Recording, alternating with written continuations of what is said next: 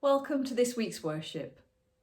I'm going to start by reading you a story, and while I read the story, there'll be some pictures on screen to help you think about it. The time came for Mary and Joseph to obey God's law and to take their baby son to Jerusalem to dedicate him to God. At this time, a man named Simeon was living in Jerusalem. Simeon was a good man. He loved God and was waiting for God to save the people of Israel. God's Spirit came to him and told him that he would not die until he'd seen the Saviour, Christ. When Mary and Joseph arrived at the temple, God's Spirit told Simeon to go into the temple to meet him. Simeon took the baby Jesus in his arms and praised God. "Lord, I am your servant, and now I can die in peace, because you have kept your promise to me. With my own eyes I have seen what you have done to save your people. This child is a light for all people everywhere, and he will bring honour to your people, Israel." The day on which we remember this story in church is called Candlemas, and Candlemas is usually celebrated on the 2nd of February. And traditionally, people used to leave their Christmas decorations up until the Feast of Candlemas. You can see that in our house we've left some of our decorations up. We've left our nativity sets out. And in our hall, we've also left our Christmas lights up. And one of the reasons that we've done that is because it's such a dark time of year that actually it's really nice to have the extra lights up. In the past week or so, I have been particularly aware of the darkness in the world around us. I don't just mean the short days and the bad weather, but some of the things that are happening in our world. The story in the news that caught my eye last week was the sad story about the murder of a young man called Keon Lincoln in Birmingham. Keon was just 15 years old, the same age as my son.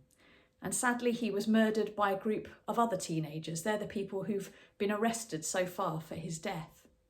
And I keep thinking about his mum and how she must feel, what it would be like to be his sister, or to be somebody else in his family, one of his aunties, one of his neighbours, one of his teachers, someone in his class. It does make you aware that sometimes the world can be a dark place. But fortunately, it's not been all bad news.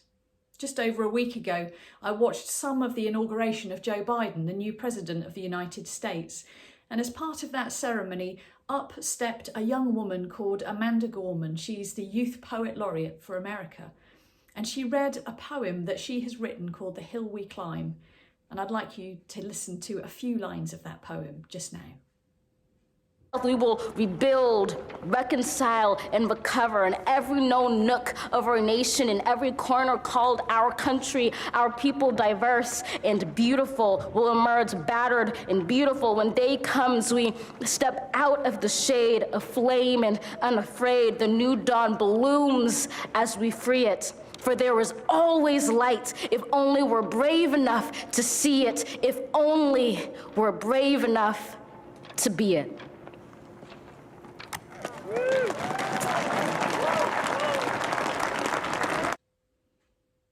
Did you catch those last lines of the poem? Let me read them again.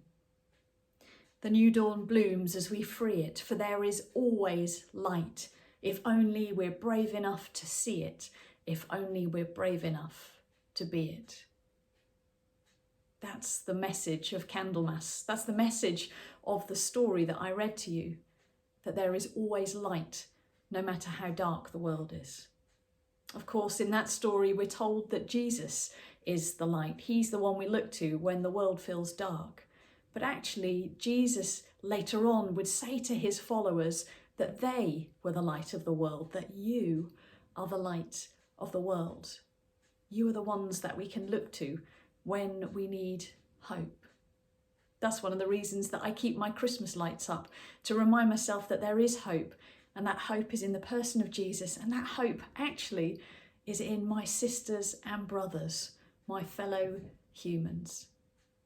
If you're a praying person, please pray for Keon Lincoln. Please pray for his family and his school and his community. But let's also remember there's hope. Amanda Gorman is a sign of that hope. The very fact that she was invited to take part in that incredible ceremony, the power of her words, the power of her image. Let's give thanks that no matter how dark our world, there is always light. If only you are brave enough to see it, if only you are brave enough to be it.